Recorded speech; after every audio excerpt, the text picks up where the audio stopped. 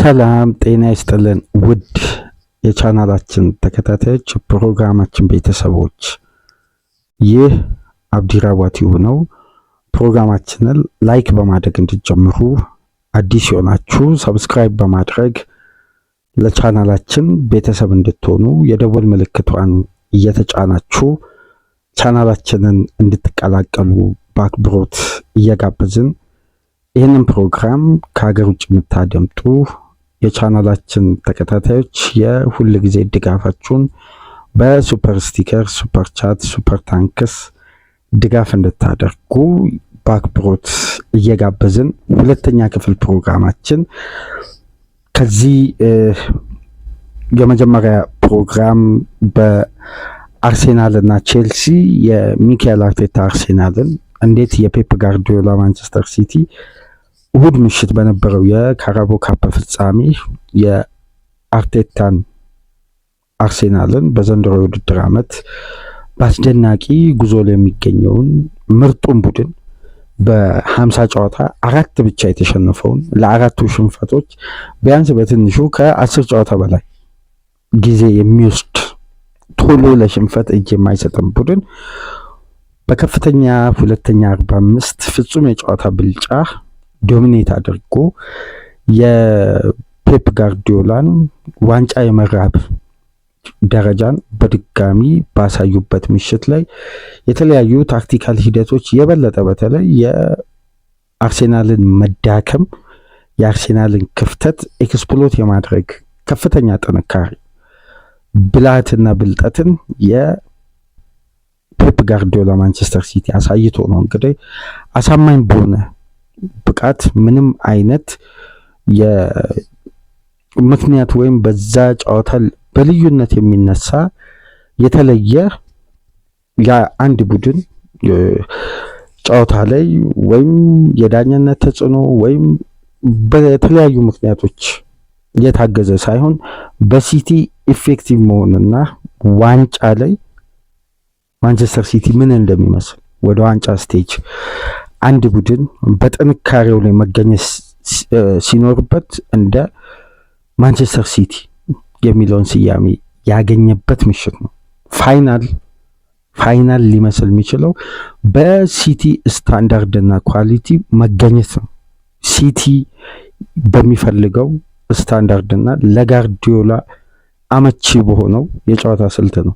ሲቲ እንዲህ አይነት ሜንታሊቲ ያለው በተለይ የፔፕ ጋርዲዮላ ማንቸስተር ሲቲ ምን ሊመስል እንደሚችል የበለጠ ማሳየት የቻሉበት የእሁድ ምሽት አስደናቂ ጨዋታ ነው። ፔፕ የዘመናዊ እግር ኳስ ሳይንቲስት፣ የዘመናዊ እግር ኳስ ባለሟል መሆኑን ያረጋገጠበትም ሌላ ጥሩ ባልሆነ ሽግግር ላይ በሆነ የቡድን ግንባታ ውስጥም የፔፕ ቡድን ሁሌም በየአመቱ እንደምንለው ዋንጫ የሚራብ ነው። በየአመቱ ግን እያንዳንዱን ተጫዋች ዋንጫ ተርቦ በልዩነት ዋንጫ እንደተራበ ቡድን ከአመት አመት አንድን ስብስብ ማብቃት ነው ትልቁ ፈተና በእግር ኳስ ውስጥ። ፔፕ መቼም ዋንጫ አግኝቶ በዘንድሮ የውድድር ዓመት ተጨማሪ ዋንጫዎችን ቢያገኝ እንኳን ለቀጣይ ዓመት የዘንድሮ ዋንጫ ሻምፒዮን ሆነናል፣ ቀጣይ ዓመት ከዘንድሮ በባሰ መልኩ፣ ከዘንድሮ በተሻለ መልኩ፣ ከዘንድሮ የበለጠ አዲስ ፍላጎትና አዲስ ኢነርጂ፣ አዲስ ጉልበት ጨምሮ ይመጣል እንጂ የፔፕ ቡድን አይወርድም። የአምናው ቡድን ግን ለውጥ ይሄ በስብስቡ ላይ የሚታይ የተጫዋችም ለውጥ ያስተሳሰብ ብቻ አይደለም፣ የተጫዋችም ለውጥ ያስፈልግ ነበር። አንደኛ እድሜ፣ ሁለተኛ ደግሞ በውድድሩ ላይ ያጋጠማቸው ጉዳትና ተከታታይ ፈተናዎችን ለመሻገር ያለው ጥንካሬ፣ እነዚህ ጉዳዮች ጫና ፈጥረው በተለይ እድሜና የተጫዋቾች የፐርፎርማንስ ደረጃ ከፍ አለ ማለት የፔፕን ሲቲ ከባድ አደጋ ውስጥ ጥሎት ነበር። ግን አንድ ሲዝን መፈተን ለቀጣይ ሲዝን ፔፕ ጋርዲዮላ እንዴት ሽግግር ውስጥ መግባት እንዳለበት አስተምሮ ማለፉን ባለፉት 12 ወራት ማንቸስተር ሲቲ እንደ ቡድን ከአንድ ምርጥ 11 የተጫዋቾች ዝውውር በላይ እንዲፈጽም አስገድዶታል። ይሄ የሚያሳየው ደግሞ የአምናው ቡድን ለሽግግር ጊዜው እንደደረሰ ያ አስደናቂ ትውልድ እንዳበቃለትና አሁን ስር ነቀል ለውጥ እንደሚያስፈልግ ግን ስር ነቀል ለውጦችን ብቻ አይደለም ለለውጥ ራሱን አንድ ቡድን ሲያዘጋጅ በየትኛው ኮምፒቲሽን ነው ቢያንስ የውድድሩ ምርጡን ክለብ በዚህ ስታንዳርድ ደረጃ በቃ የፔፕ ሃይ ክላስ እኔ ስለ ውድድሩ ግዝፈት ወይ ስለ ውድድሩ ከፍታ አይደለም ፍጻሜው ላይ የተገናኙት የሁለቱ ቡድኖች ወቅታዊ አቋምና ያ ቡድን ያለው ጥንካሬና የፔፕ ቡድን ያለውን ጥንካሬ ነው መለየት። አርሴናል ያለበት ደረጃና እያሳየ የመጣው ፐርፎርማንስ በ50 ጨዋታ 4 ሽንፈት ከሊቨርፑል ሽንፈት በኋላ 18 ጨዋታ ያልተሸነፈ ከ18 ጨዋታ በኋላ በቪላ ተሸንፎ 12 ጨዋታ እንደገና ሳይሸነፍ የቆየ ከዛም በኋላ በማንቸስተር ከተሸነፈ በኋላ እስከ እሁድ ምሽት ድረስ ደግሞ 14 ጨዋታ ያልተሸነፈ። ስለዚህ ይሄ ኮንሲስተንሲ ነው፣ አስደናቂ ኮንሲስተንሲ፣ ቀጣይነት ያለው ኮንሲስተንሲ ነው።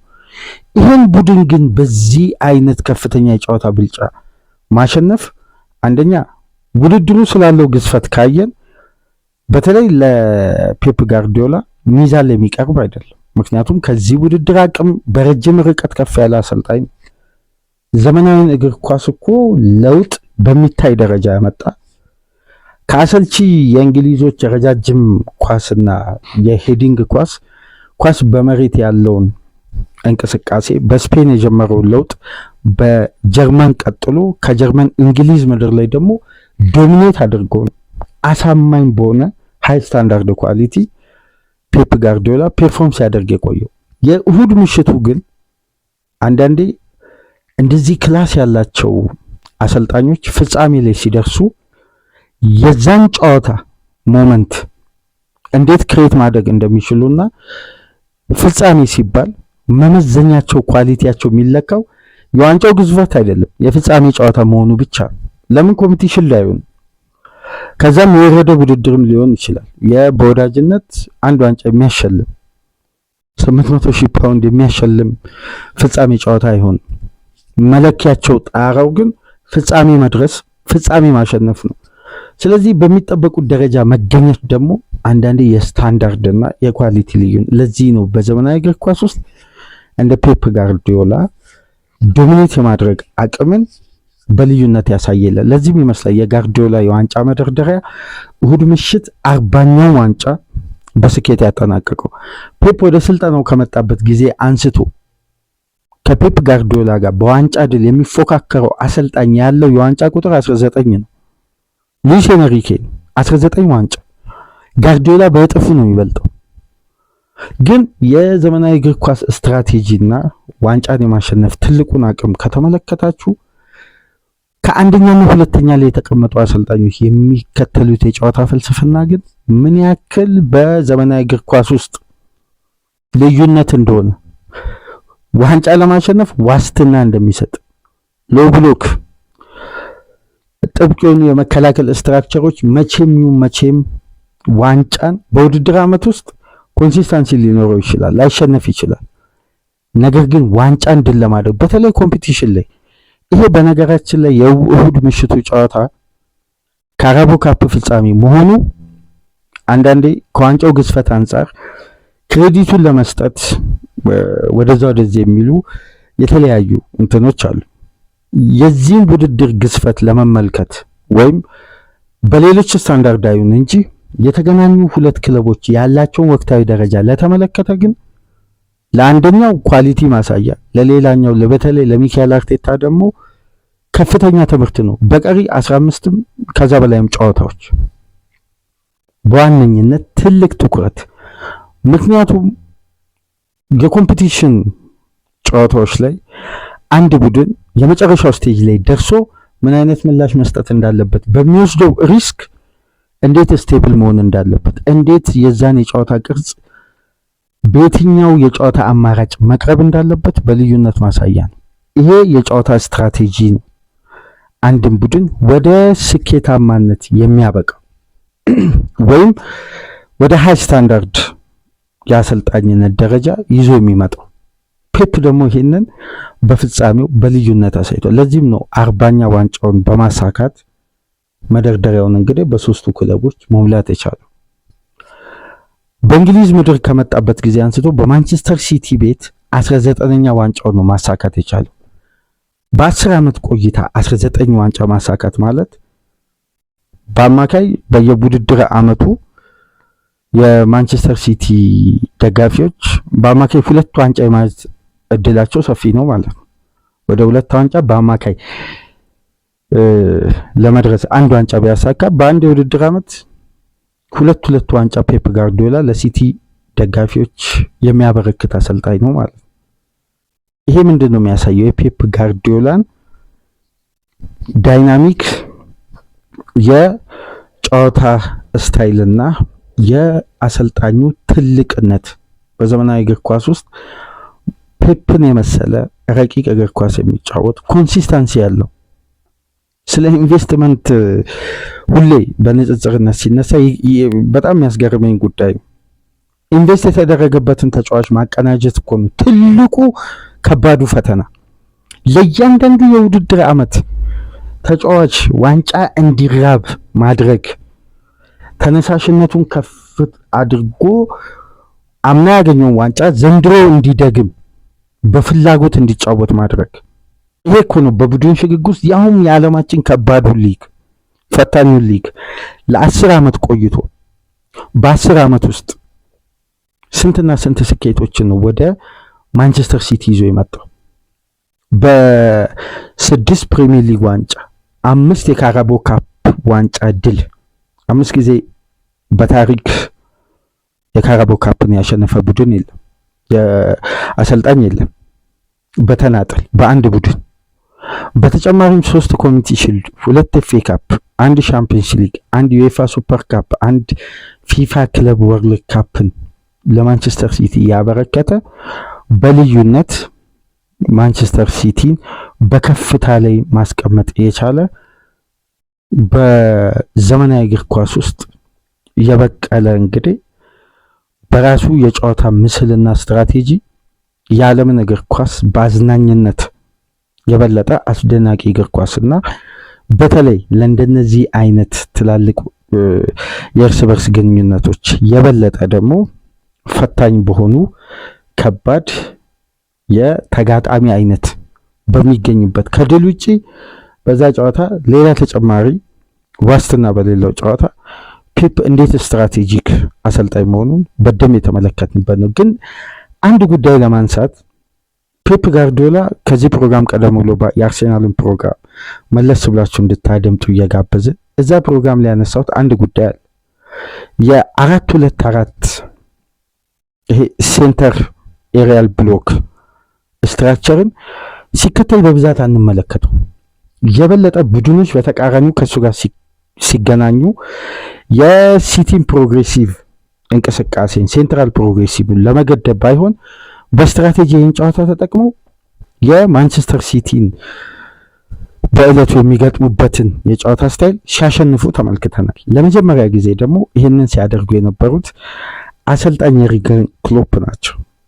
3ቱን የፊት መስመር ተጫዋቾች ከቦክስ ውጪ ያሉ ኳሶችን ፕረስ እንዲያደርጉ በተለይ ዲፕ ፕረስ ሳይሆን ላይን ፕረስ በማድረግ ሲቲ ፕሮግረስ እንዳያደርግ በማድረግ በተለይ የመጨረሻ ሲዝን ላይ እና 1 ዓመት ቀደም ብሎ በሁለተኛ መንገድ ደግሞ የአምና የአርነ ስሎት ሊቨርፑል ኢትሃድና አንፊልድ ላይ 2-2 በተመሳሳይ ውጤት ሲያሸንፍ ሲቲ ቢልድ አፑን እስከ 30 ሜትር ድረስ ይዞ እንዲወጣ ከኤሪያ ውጭ በማድረግና ከሲቲ ተከላካይ ጀርባ የሚጣሉ ኳሶችን በማስቆጠር ሲቲ ሃይላይን ይሰራል። ሃይላይኑን ግን ሪከቨር ለማድረግ የተጫዋቾች ጥንካሬና እድሜ በዛ ደረጃ አለመሆኑን የተረዱት የሊቨርፑል አሰልጣኝ ስሎት አምና በዚህ ስትራክቸር ነበር ሲቲን ያሸነፉት።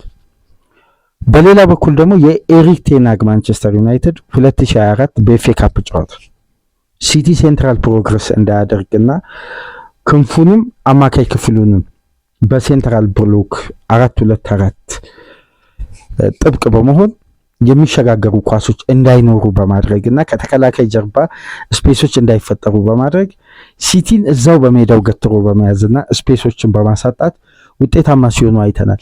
የሲቲ ግን የእሁድ ምሽቱ ጨዋታ ለየት የሚያደርገው ስትራክቸሩ ተመሳሳይ ነው። የመጀመሪያው 45 ነበር። ይሄን ስትራክቸር ሲቲ የበለጠ ኦፕሬት እና ስካኒንግ ሲስተምን ሲጠቀም የነበረው ጨዋታን በማንበብና ሰከንድ ሃፍ በየትኛው የጨዋታ ስልት ደግሞ የአርሴናልን ደካማ ኤሪያዎችን ኤክስፕሎት ለማድረግ ታክቲካሊ ለፔፕ ጋርዲዮላ የመጀመሪያ 45 ኤክስፐሪመንታል ጌም ነበር። ከየት መጣ እነዛ ሁሉ ብልጫና ፍጹም የበላይነት? ከ45 እስከ 75 ደቂቃ ድረስ የነበረው ፍጹም የበላይነት አርሴናል በጨዋታው በሲቲ የመጫወቻ ክልልና በራሱ የመጫወቻ ክልል ያለመቆራረጥ ካደረገው ፓስ በእጥፍ በአርሴናል ፋይናል ሰርድ በስኬት ያጠናቀቁበት ደቂቃ አርሴናል ለ3-4 ደቂቃዎች የማሰቢያ ጊዜ ያልፈቀደ በማን ቱ ማን ፕሬሲንግ ብቻ አርሴናል ስፔስ እና ዞን ለቢልድ አፕም ለቀጣይ የሽግግር እንቅስቃሴ ስፔስ አጥቶ አርሴናሎች ራሳቸው ስፔስ አጥቶ በሚያደርጉት ያልተገባ ፓስና ከአደጋ ክልል ለማራቅ የሚደረጉ ረጃጅም ኳሶችን በነኩሳኖቭ እዚህ ጋር ልብ ማለት የሚገባን ሁሉም ትኩረቱ ስለ ኬፓ ስህተት ነው። ሲቲም እኮ ጋርዲዮላ ሪስክ ወስዷል። ጀምስ ትራፎርድን የቢግ ሞመንት የቢግ ጨዋታ ትልቁን ባለፈው ዓመት የትልቅ ጨዋታ ተጫዋች መሆኑን በአስደናቂ ብቃት በዩኤፋ ሻምፒየንስ ሊግ ከግሩፕ ስቴጅ ከሊግ ፌዝ እስከ ፍጻሜ ድረስ በልዩነት በተለይ ከእንግሊዝ ክለቦች ጋር ጨምሮ ብቃቱን ሃይ ክላስ መሆኑን ያስመሰከረውን ዶናሩማን ላይ ፔፕ ጋርዲዮላ ሪስክ ወስዷል። ግን ትራፎርድን እንዴት መጠቀም እንዳለበት ፔፕ ያውቀዋል። ለምሳሌ የሲቲን ቢልድ አፕ ጤናማ ካደረጉ እንቅስቃሴዎች ሮድሪ እንደ እሁድ ምሽት እንደዛ አስደናቂ ኳሊቲው እንዲታይ ካደረጉ ዋነኛ ምክንያቶች የጀምስ ትራፎርድ ቋሚ መሆን ነው። ምክንያቱም ኦቨርሎድ እና ሃይፕረስ የአርሴናልን ሲቲ መጀመሪያ የሚሻገረው በጀምስ ትራፎርድ አስደናቂ ፓስ እና አማካይ ክፍል የሲቲ ሚድ ሰርድ መጀመሪያ አካባቢ ያለችዋን ስፔስ ላይ ለቸርኪም ለበርናንዶ ሲልቫም አንዳንዴ ደግሞ ላይን ብሬኪንግ ፓስ በማድረግ ደግሞ ለሮድሪ። ስለዚህ አርሴናልን ኦቨርሎድ በቀላሉ ሲቲ የሚሻገረው በትራፎርድ ቴክኒካል አጠቃቀም። ስለዚህ ጋርዲዮላ ጂኒየስ የሆነው ተጫዋች ቀይሮም እንዴት መጠቀም እንዳለበት ያውቅበታል። ስለቀየረ ሪስክ ስለወሰደ ሪስኩ ተመጣጣኝ ነው ማለት አይደለም። ሪስኩን የወሰዱበትን መንገድ መጠቀም ነው ይሄ ሳይንቲስት የሚያስብለው። ለዚህ ነው ጋርዲዮላ ኢፌክቲቭ ነው። አርቴታ በወሰደው ሪስክ ዋጋ ከፍሏል። ያ አደጋ በእርግጥ ያ ስህተት ኬፓ ይስራ እንጂ 100% ሲቲ ያን ኳስ ኬፓ ባይሳሳት እንኳን ሲቲ ያስቆጥራል። 100% እርግጥ ይሆናል። እንደዛ አይነት ፍጹም የበላይነት የትኛውም ክለብ አርሴናል ላይ ዘንድሮ አልወሰደም። የወሰደውን ብልጫ ግን በሚገባው ውጤት ያጠናቀቀ ቡድን ነው። ያ ጫና የፈጠረው ስህተት ነው ኬፓ ያን ኳስ እንዲሳሳት ምክንያት የሆነው የጫናው መበርከት የጫናው ከፍ ማለት የበለጠ ሲቲኮ እስከ 75-76 ደቂቃ ድረስ ኦፖዚሽን ሃፍ ላይ እንዲህ አይነት ዶሚኔት የማድረግ ሁለቱንም ፍላንክ በተመሳሳይ ፓስ ሲኩዌንስ እና ኦቨርሎድ ዜሮ ነው አርሴናልን መንቀሳቀሻ የማሰቢያ ጊዜ ነው የከለከለው። ይሄ ሲቲ ነው እንግዲህ የጋርዲዮላ ሲቲ ማለት ወይም በመሃል ሲቲ ነጥብ ሲጥል ለውጥ ላይ ሽግግር ላይ እንዳለ ቡድን አይ ጋርዲዮላ ጨርሷል ማቆም አለበት። ጋርዲዮላን ለመተቸት የሚያስችል ብቃት ዓለም ላይ ያለው ተንታኝ አለ ብዬ አላስብም። ጋርዲዮላ በጣም ከፍታ ላይ ከፍ ብሎ መቀመጥ ያለበት አሰልጣኝ። ለዚህም ነው እንደነዚህ አይነት ጨዋታዎች ላይ ዋንጫ ላይ ሲቀርብ ጋርዲዮላ የራሱን መለኪያ የሚያሳየው። የበለጠ ደግሞ የሰከንድ ሃፉን ብልጫ ያን የፕሬሲንግ ትራፕ መስራታቸው ብቻ አይደለም፣ ሲቲ ያም የፕሬሲንግ ትራፕ ወደ ማጥቃት ቀይሮታል። ፈርስት ሃፍ እስካን አደረገ፣ ሰከንድ ሃፍ የአርሴናልን ክፍተት ኤክስፕሎት እያደረገ ፍጹም የበላይነት አሳየ። ግን ትልቁ ልዩነት ላንሳላችሁ፣ አርሴናልም ሲቲም 10 ሙከራ ነው ያደረጉት። ሁለቱም ሁለት ኢላማቸውን የጠበቁ ሙከራዎችን አድርገዋል። ነገር ግን ኢፌክቲቭ የነበረው ማን ነው? ሻርፕ የነበረው ማን ነው? የጋርዲዮላ ቡድን። ለዚህ ነው ዋንጫ ላይ ኢፌክቲቭ እና ሻርፕ መሆን አንዱ የተጋጣሚ ቡድን መለኪያ ከፍታ ነው። ለዚህ ነው የፔፕ ጋርዲዮላ ማንቸስተር ሲቲ በእሁድ ምሽቱ ጨዋታ በልዩነት ዋንጫውን ማሳካት ይቻላል። ያውም በነ አብዱልከሪም ኩሳኖቭ ከዚህ ጨዋታ ቀደም ብሎ እስቲ አንዳንድ እንደው ለንጽጽር ከቀረበ የበለጠ ንጽጽሮችን ካተኮርን በ2026 ኒኮ ራይሊ 89.8 ጨዋታዎችን የጀመረው በአማካይ ስፍራ ነው። የአማካይ ለውጥ ደግሞ የተደረገበት ዋነኛ ምክንያት ምንድን ነው? የጀሬሚ ዶኩ፣ ኤርሊ ሃላንድ እና ራያን ቸርኪ አብሮ የሚሰለፉ ከሆነ ሚዛን ለመጠበቅ የአማካይ ክፍሉ ስለሚቸገር እነዚህ 3 ተጫዋቾችን ፔፕ በጋራ የተጠቀመው ለ6 ጨዋታ ነው። ሚዛኑ የተፋለሰ ፔፕ ሰከንድ ሃፍ ላይ ግብ እንዳስተናግድ በተደጋጋሚ ምልክት አላርት ከሰጡ ጉዳዮች መካከል አንደኛው ይሄ ነው። ስለዚህ አንደኛውን ተጫዋች ቁጭ በማድረግ የበለጠ ቸርኪ ላይ ሮቴት በማድረግ ዶኩ በተጎዳበትም ወቅት ባላንስ ለማድረግ ኒኮ ራይሊን ወደ ሴንተር ሚድፊልደር በማምጣት ግራ ፉልባክ ላይ ተለዋዋጭ በሆነ አኬንም የተለያዩ ተጫዋቾች እየተጠቀመ ኤንቶኒ ከአፍሪካ ዋንጫ ሲመለስ የበለጠ ያንን ቦታ በኤንቶኒ መጠቀም ጀመረ። ከዛም በኋላ ባላንሱ የመስተካከል ባህሪ የበለጠ እያሳየ ሲቲ ወደፊት መክፋት ጀመረ።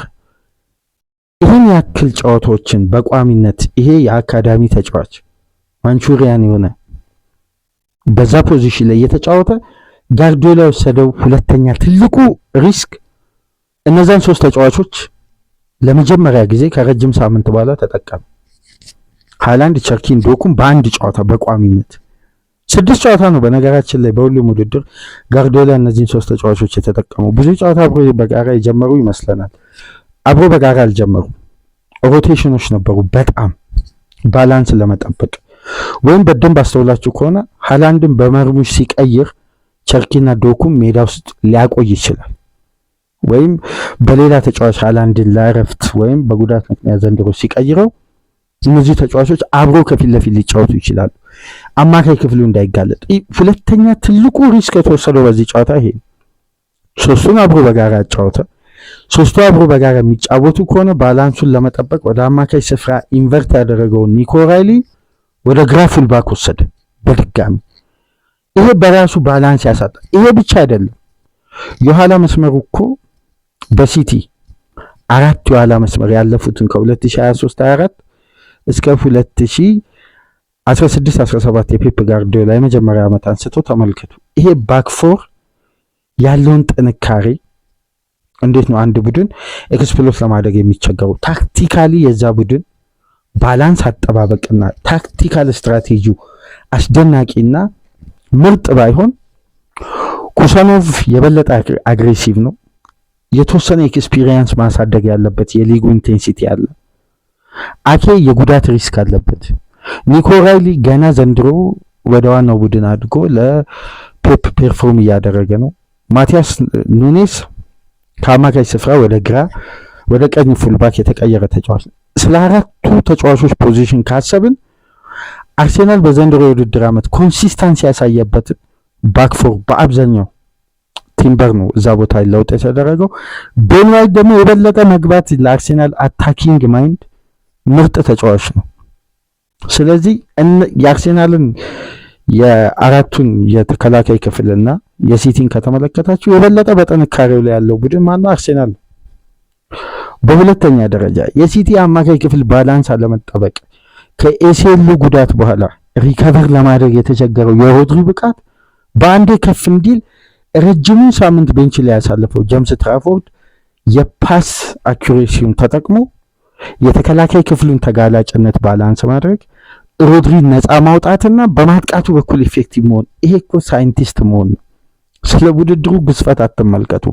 የተገናኙ ክለቦች የሁለቱ ተቀናቃኝ ክለቦችን ወቅታዊ ብቃትና ስታንዳርድ ማሳያ ነው። ጋርዲዮላ ለዚህ ነው ሳይንቲስት የሚባለው እና በልዩነት ዘመናዊ እግር ኳስ ላይ ዶሚኔት አድርጎ እንዲቆይ ካደረጉት ምክንያቶች መካከል ይሄ በልዩነት ይነሳል። ዶናሩማን፣ ትራፎርድን፣ ኩሳኖቭን፣ የተለያዩ ተጫዋቾች ጌሂን፣ ኤንት ኑሪን፣ ኒኮ ጎንዛሌዝን፣ ቲጃኒ ራይንደርስ፣ ራያን ቸርኪ፣ ሴሜኒዮ፣ መርሙሽ የመጀመሪያ ድላቸውን ነው በሲቲ ቤት ማሳካት የቻሉት። በፔፕ ጋርዲዮላ ውስጥ የተገኘ የነዚህ ተጫዋቾች ሁሉ ድል ነው። በአዲሱ የሽግግር ቡድን ውስጥ በፔፕ ጋርዲዮላ የተዘዋወሩ ክለቡ ምን ያክል ሽግግር ላይ እንዳለ የነዚህ ተጫዋቾች ዝውውር ብቻ በቂ ማሳያ ይመስለኛል። ዘመናዊ እግር ኳስ ላይ አንድ ቡድን ትራንዚሽን ሲያደርግ እንዲህ አይነት ስር ነቀል ለውጥ እያደረገ በሲዝኑ እንዲህ አይነት ድል ማስመዝገቡ ፍጹም አስደናቂ ነው። ለምሳሌ በፔፕ ጋርዲዮላ ውስጥ መሰልጠን የቻሉ ወይም የፔፕ ጋርዲዮላ እግር ኳሳዊ ተጽዕኖ ያደረባቸው ወይም ከፔፕ ጋር አብሮ በኮቺንግ ስታፍነት የቆዩ ባለሙያዎች በዚህን ሰዓት ያሉበትን ደረጃና ዘመናዊ እግር ኳስ ውስጥ የፈጠሩትን ልዩነት ተመልከቱ።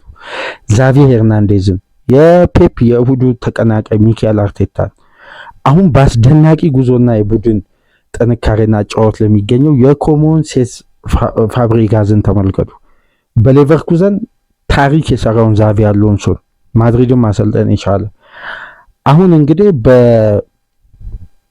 በኦሎምፒክ የአርጀንቲና ብሔራዊ ቡድን የወጣት ብሔራዊ ቡድኑን በማሰልጠን ላይ የሚገኝ ከዛም በኋላ ወደ ኢንተር ሚያሚ የሄደውን ሃቪር ማቸራኖን፣ ሉዊስ ኤንሪኬን፣ ኤንዞ ማሬስካን፣ ቪንሴንት ኮምፖኒን እንዲሁም ኤሪክ ቴናግን ፔፕ ዘመናዊ እግር ኳስ ላይ ዶሚኔት ሲያደርግ በሱ አስተሳሰብ ውስጥ ያደጉ ተጫዋቾችም ከዛም በኋላ አሰልጣኝ የሆኑትም በአሰልጣኝነትም የቆዩትም በዚህ ደረጃ በየሊጉ አስደናቂ ውጤታማነት ላይ ወይም ከፍታ ላይ መድረስ ችለዋል። ወይም ተፈላጊነታቸው በቶፕ ክላስ ክለቦችን በመያዝ ቶፕ ክላስ ክለቦችን በማሰልጠን ላይ ነው የሚገኙትና ከ2011-12 የውድድር ዓመት አንስቶ ማንቸስተር ሲቲ 24 ዋንጫ በማንሳት በሊጉ አንደኛ ነው። ከ24ቱ ዋንጫ 19ኙ የተመዘገበው በፔፕ ጋርዲዮላ ስር ነው። ይሄን ያክል ዋንጫ ሲቲ ማሳካት የቻለው አንድ ጉዳይ ግን ምሽት ላይ ኦፕታ በፖል መሰረት ይዞ ቀርቧል። እስቲ ይህን ፕሮግራም የምታደምጡ በ2023-24 በትናንት ቀን ትናንት